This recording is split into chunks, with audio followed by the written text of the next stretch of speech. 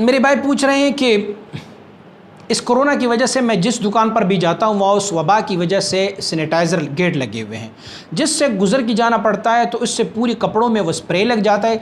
अब अगर मुझे दिन में 3 या 4 बार उस दुकान पर जाना पड़े तो वो स्प्रे मेरे कपड़ों में लग जाती है, तो क्या इस हालत में नमाज हो सकती है? स्प्रे महज मुर्दार नहीं है।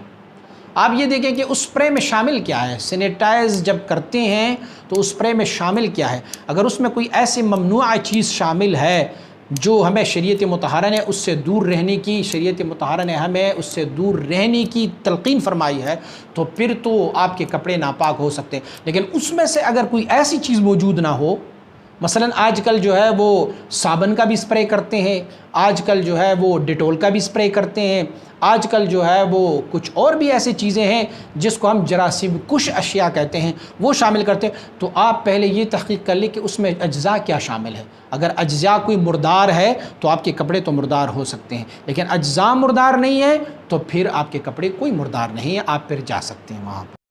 मज़ीद इस्लामी वीडियोस के लिए हमारे इस YouTube चैनल को सब्सक्राइब करें और घंटी के बटन पर क्लिक करें और वीडियो को लाइक, शेयर और कमेंट करना ना भूलें। जज़ाकल्लाह।